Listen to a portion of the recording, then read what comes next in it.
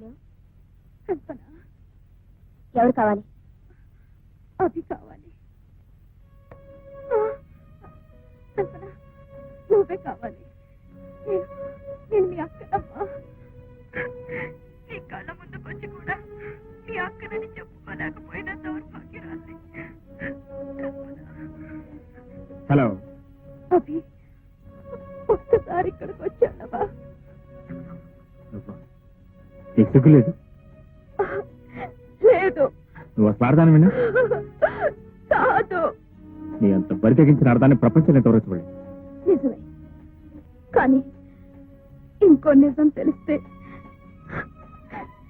ఇలాంటి రాక్షసి ప్రపంచంలోనే ఉండదనుకుంటావు. ఏమిటది? ఒక్కసారి ఇంటికి రా, చెప్తాను. నేను రాను రాను రాను. మళ్ళీ ఎప్పుడు ఫోన్ చేయదు ఇక్కడ. ఇదే నా చివరి కోరిక, ఇదే నా ఆఖరి కోరిక కూడా. అభి, నీకో నిజం చెప్పాలి. నా గురించి కాదు, నువ్వు పెళ్లి చేసుకోబోయే కల్పన అక్క గురించి. కల్పన అక్క గురించి?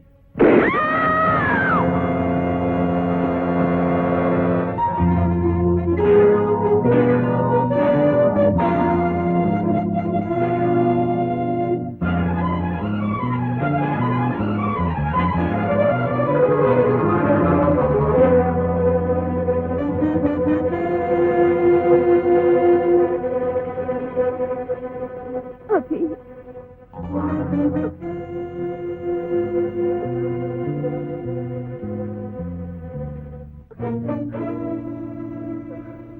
అభి,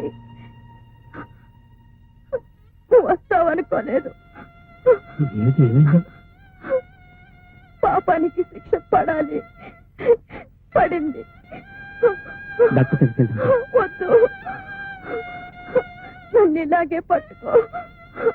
నీ ఒళ్ళో నన్ను ఇలాగే ఉండని. Hello, police station. కల్పన మీ చెల్లిలా?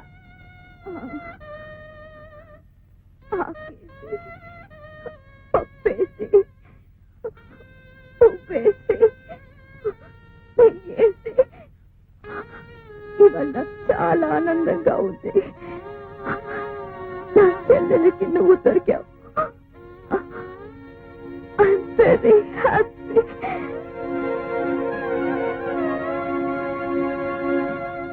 తారా, తారా, తారా.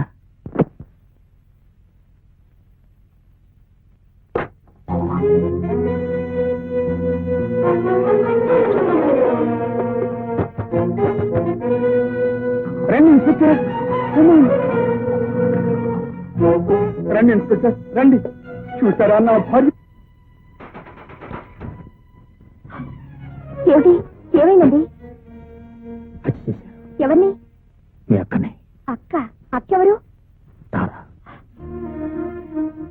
సారా? మా అక్క? మరి ఆ హత్య ఎవరు చేశారు? ఎవరో చేశారు, కానీ తెలివిగా నా మీద నెట్టారు. ఎవరు? బహుశా భర్త చేసుకుంటాడు. తలుపుతీయదు. పోలీసులు అంతలోకి వస్తున్నారు. దొరకకుండా పారిపోదాం అనుకుంటున్నారా? పారిపోవాలి. పారిపోతే మీరే హంతకులని నిర్ధారణ చేసుకుంటారు. దొరికితే నేనే హంతకుడని శిక్షిస్తాను. మీరు కాదుగా? కాదని నాకు తెలుసు, కానీ చట్టం నమ్మదుగా. పారిపోయి నమ్మించగలరా? అసలు హంతకుని పట్టుకుని చట్టానికి అప్పగించగలను. ఆ పని ఇప్పుడు చేయొచ్చు. లేదు కాదు, నీకు తెలియదు. ఇంతవరకు నేను కొన్ని వందల సార్లు కోర్టులో హాజరయ్యాను. కొన్ని వందల సాక్ష్యాలు ఇచ్చి ఉంటాను. ఎంతసేపు సాక్ష్యం న్యాయం జరిగింది, కానీ నిజాన్ని న్యాయం జరగలేదు. ఇప్పుడు నేను పోలీసులు పట్టుబడితే నేను నిర్దోషం నిరూపించుకునే అవకాశం కూడా నాకు ఉండదు. వద్దండి, మీరు పారిపోయి తప్పు చేస్తున్నారు. మీరు చూస్తున్న గుడ్డి నౌకలాగే చట్టం కూడా గుడ్డిదనుకుంటున్నారు. మీరు మారిందే నిజమైతే పోలీసులకు పట్టుబడిపోండి. పోలీసుల నుంచి తప్పించుకొని పారిపోయేవాడు నా భర్త కాకూడదు. బాబు, కల్పనే కాదు, నేను అదే చెప్తున్నాను. ఇక్కడి నుంచి పారిపోయావో నా మీద ఒట్టే.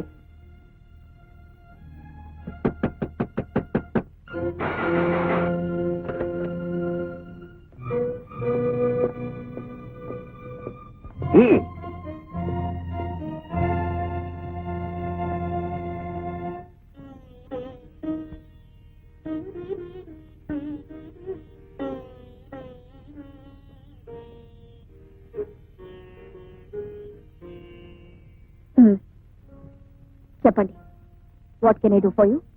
చెయ్యని హత్యా నేరానికి శిక్ష పడ్డ ఒక వ్యక్తిని కాపాడాలి. ఎవరా వ్యక్తి? అభిమన్యుడని. ఏం చేస్తుంటాడు? కోర్టులో కిరాయి సాక్ష్యాలు చెప్తాడనుకుంటాను. ఒకప్పుడు, ఇప్పుడు మనిషిగా బ్రతుకుతున్నారు అని చెప్పాడా? ఆయన మీకు తెలుసా? సారీ, మీరు వేరే లాయర్ని చూసుకోండి. లేదు, ఎవరిని అడిగినా మీరే కాపాడగలరంటున్నారు. సారీ, అవినీతి పరుణ్ణి కాపాడకూడదు. మీరు పొరపాటు పడుతున్నారు. అతను అవినీతి పరుడు కాదు, మనసున్న మనిషి. మనసున్న మనిషి. ఆడది ఓ గొర్రె లాంటిది, అందుకే కసాయివాణ్ణి నమ్ముతుంది. నీలాగే నమ్మించి ప్రేమ ప్రేమ అని ఓ పిల్ల గొంతు కోశాడు. ఆ పిల్ల ఎవరో తెలుసా? నేనే. అంతేకాదు, కేవలం 10,000 రూపాయల కోసం ఒక అమ్మాయితో సంబంధం ఉందని కోర్టులో అబద్ధ సాక్ష్యాలు చెప్పి ఆ పిల్ల బ్రతుకును నాశనం చేశాడు. అతన్ని ప్రేమించినట్టున్నావు. పెళ్లి చేసుకోబోయే ముందు ఇవన్నీ తెలుసుకోవడం చాలా అవసరం. నా మీద అభిమానంతో ఇన్ని విషయాలు చెప్పినందుకు చాలా సంతోషం. కానీ మీరు కొన్ని విషయాలు తెలుసుకోవాలి.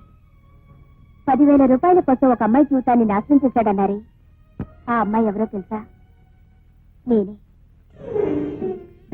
ప్రేమ ప్రేమ అని మిమ్మల్ని నమ్మించి మోసం చేశాడన్నారే, మిమ్మల్ని మోసం చేసింది నా కోసమే.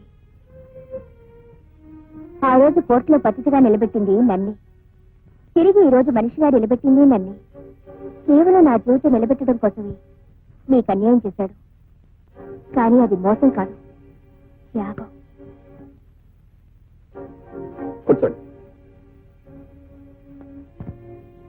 మీరు నాకు సహాయం చేయాలి. మళ్ళీ ఏమైంది? అతను అరెస్ట్ చేశాం కదా. అదే నాకు భయంగా ఉంది. ఎలాగైనా బయటపడి నా ప్రాణాలు తీస్తానంటున్నట్ట. హత్య చేయబడింది ఎవరో కాదు, మా అక్క. అలాగా? మీరు ఎలాగైనా వాడిని హంతకుడిగా నిరూపించి ఉరిశిక్ష వేయించాలి. మీరు ధైర్యంగా వెళ్ళండి. Thank you. వస్తానండి.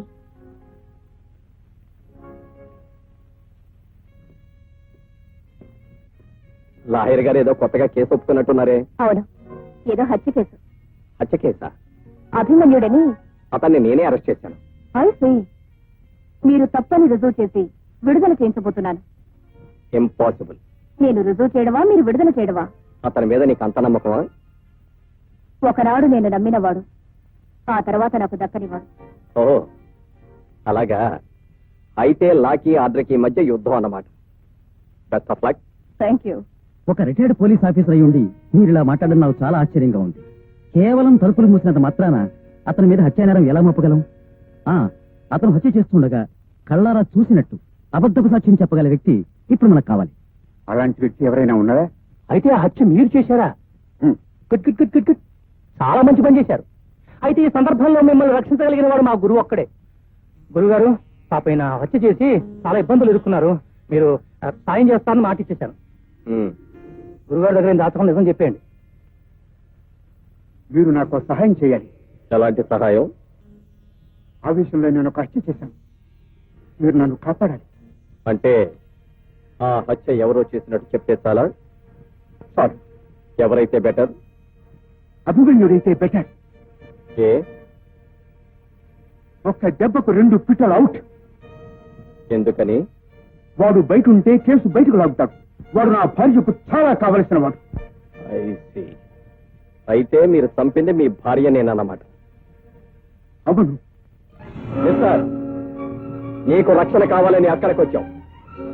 ఇప్పుడు నువ్వు చేసిన నేరాన్ని మరొకరి నెప్పిన రుద్దడం కోసం అబద్ధం సాక్ష్యం చెప్పమని ఇక్కడికి వచ్చావు. మిస్టర్, నువ్వు చెప్పిందంతా ఇందులో రికార్డ్ అయ్యింది. పద. You rascal. చెప్పు. ఇందాక నాతో చెప్పిన వివరాలన్నీ ఇప్పుడు డిపార్ట్మెంట్ ముందు చెప్పు. నోట్ చేసుకుంటాను. చెప్పు. చెప్తావా లేదా? ఈ భార్యను చంపింది ఎవరో చెప్పు. చెప్పు లేదా? తెలీదు. ఏ వస్తాడేనా? ఇలాంటి వాళ్ళంతా తేలిగ్గా చావరు. 10 మందిని చంపి కానీ చావరు. ఇలాంటి వాళ్ళు చచ్చినా దేశానికి నష్టమేమీ లేదు. చెప్పు చెప్పు చెప్పు. బయట నోట్ చేసుకో.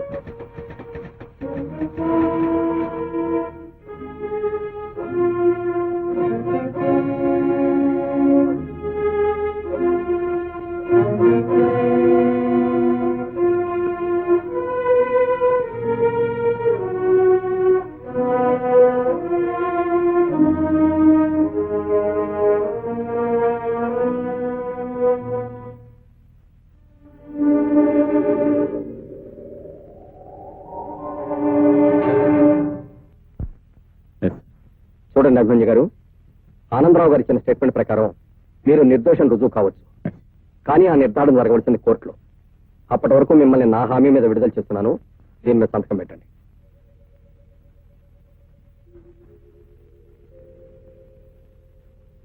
థ్యాంక్స్. మీరు థ్యాంక్స్ చెప్పాల్సింది నాకు కాదు, లాయర్ స్వప్నకి చెప్పండి. Lawyer Swapna. Yes, she's my wife. మీ కేసు ఆవిడే టేకప్ చేసింది. ఆవిడ టేకప్ చేసిన కేసే కరెక్ట్ అయింది. She's correct. Thank you. Thank you చూడు స్వప్న, నువ్వే కరెక్ట్. ఏమిటి? అభిమన్యు కేసులో కోర్టుకు వెళ్లకుండా నువ్వే గెలిచావు. Is it? అవును, హత్య చేసింది అభిమన్యు కాదు, ఆమె భర్తే ఆమెను హత్య చేశాడు. ఓహో. Good morning sir. Good morning. ఏమిటి? సారీ సార్, మిమ్మల్ని అరెస్ట్ చేస్తాను. అరెస్టా? దేనికి? హత్య చేసినాను. హత్య? Yes sir. నేనా? ఎవరిని?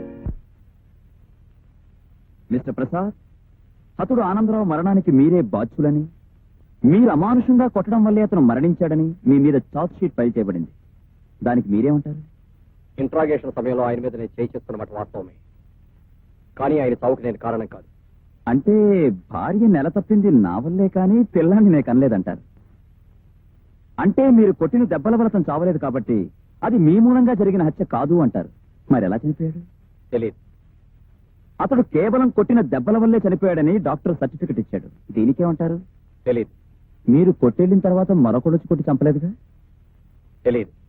యువర్ ఆనర్, అడిగిన ప్రతిదానికి తెలియదు తెలియదు అని ముద్దాయి తెలివిగా సమాధానం చెప్పడం కేవలం చేసిన హత్య నుండి తప్పించుకోవడానికి సులువైన మార్గంగా భావిస్తున్నాడని కోర్టు వారు నమ్మాలి. Objection your honour. తెలియని విషయాన్ని తెలియదు తెలియదు అని చెప్పకపోతే తెలుసని చెప్తారా?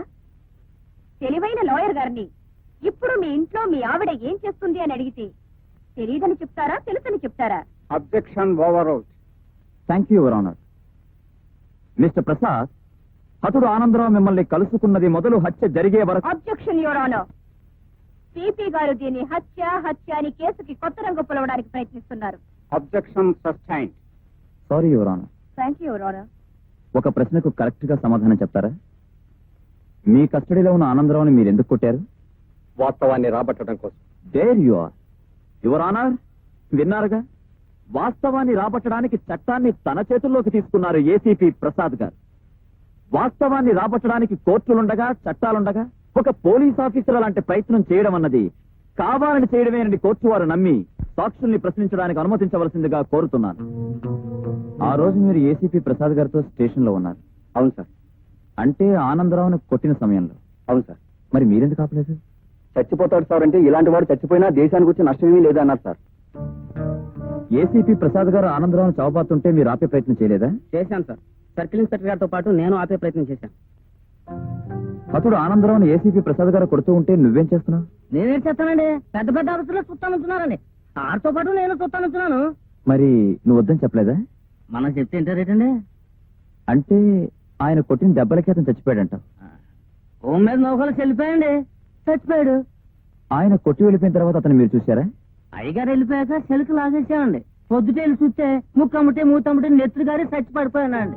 అంటే ఏసీపీ గారు కొట్టిన దెబ్బలకు తెల్లవారేసరికి ఆనందరావు సెల్లో చచ్చిపడున్నాడు కదా? Please note this point your honour. Objection your honour. కావాలని ఒక పోలీస్ ఆఫీసర్ ని నేరంలో ఇరికించాలని సిపి గారు దృఢ సంకల్పంతో ఉన్నట్టున్నారు. ఆనందరావు చనిపోయిన మాట వాస్తవమే, but it's purely an accident. Your honour, అది యాక్సిడెంట్ అయితే కోర్టుకొచ్చే ప్రతి హత్య యాక్సిడెంటే అవుతుంది. ఎవరి మీద కోపం ఉంటే వారి మీద కారెక్కించి యాక్సిడెంట్ అని రుజువు చేయొచ్చు. Objection over. Thank you your honour.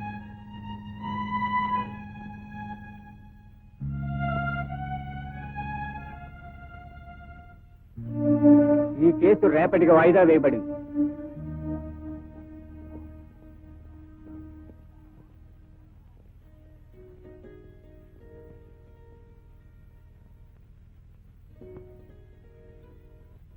నాకు సహాయం చేయబోయి మీరు ఇబ్బందిలో పడ్డారు.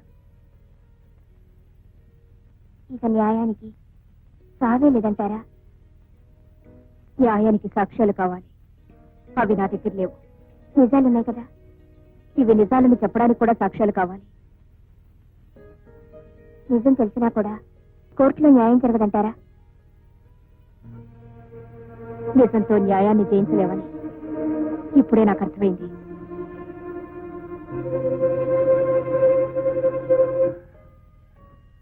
యువర్ ఆనర్, ప్రజారక్షణ కావించవలసిన బాధ్యత గల ఒక పోలీస్ ఆఫీసర్, చట్టాన్ని కాపాడవలసిన ఉన్నతోద్యోగి తనకున్న పరిమితుల్ని విస్మరించి చట్టం కంటే తన చేయి గొప్పదని నిరూపించుకునే ప్రయత్నంలో ఒక హత్యకు కారకుడయ్యాడని భిన్న సాక్ష్యాల ద్వారా రుజువవుతున్నది. రక్షణ కోసం ఏర్పడిన ఈ వ్యవస్థ తన గొప్పతనాన్ని నిరూపించుకోవడానికి ఆ ప్రజలపైనే తిరుగుబాటు చేసి ప్రజల్ని భయభ్రాంతుల్ని చేయడం చట్టం సమర్థించకూడనిది. కాబట్టి హత్యకు పాల్పడినందుకు ముద్దాయి ప్రసాద్కి ఐపీసీ 119(302) సెక్షన్ల ప్రకారం కఠినమైన శిక్ష విధించి ప్రజల దృష్టిలో కించపరచబడుతున్న పోలీసు వ్యవస్థను ఉద్ధరించవలసిందిగా కోర్టు వారిని కోరుకుంటున్నాను.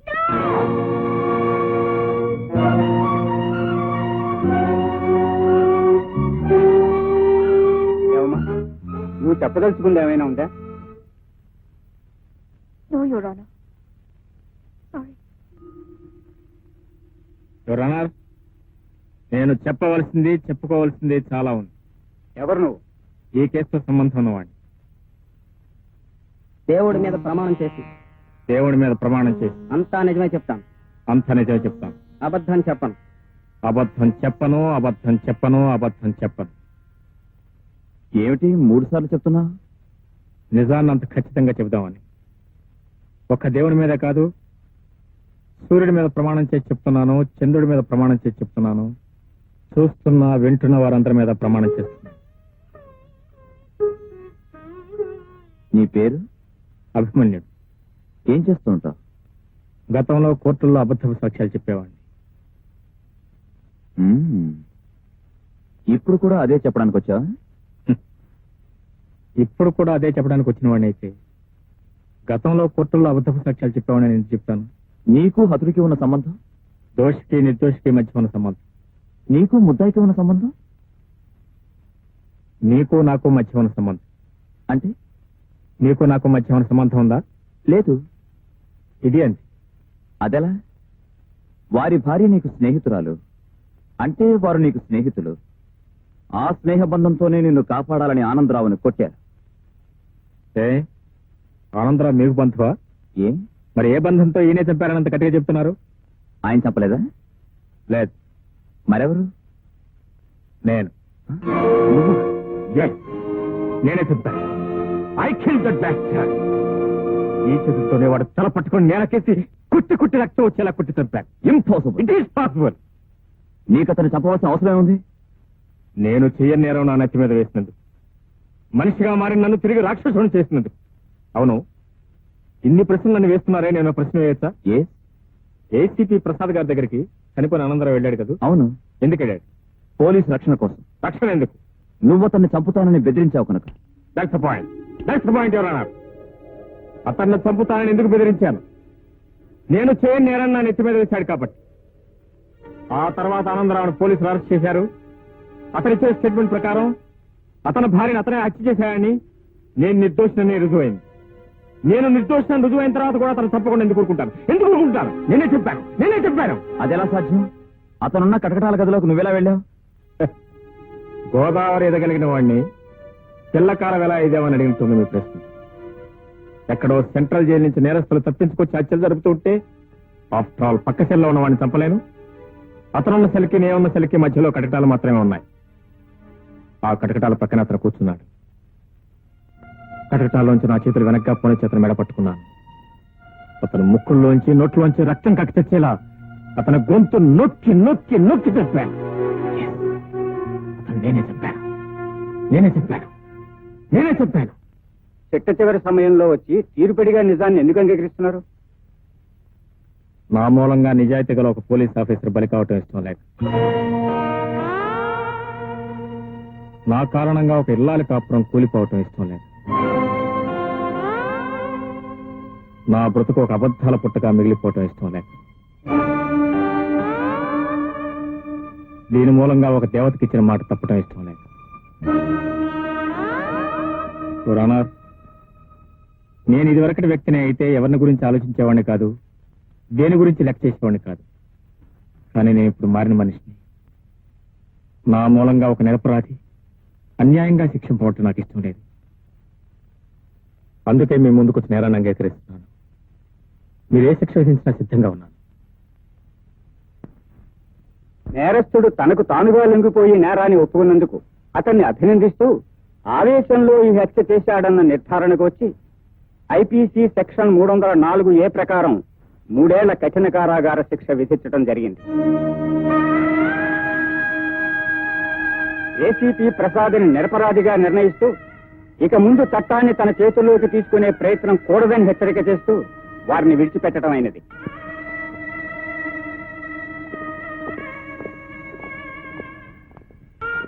అభి, ఎందుకు ఇలా చేశావు? చంపడం, సాక్ష్యం చెప్పడం అబద్ధపు సాక్ష్యం చెప్పడం. లేదు, నిజం చెప్పాను. దేవుని మీద ప్రమాణం చేసి నిజం చెప్పాను.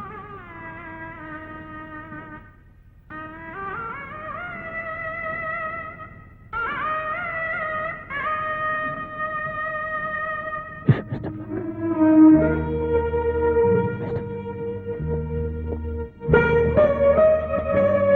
మీరు నేరం చేయకుండానే శిక్ష వేయించుకున్నారు కదా.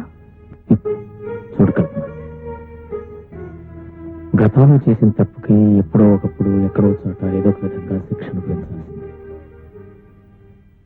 అప్పుడు కానీ చేసిన పాపం మాసిపోదు.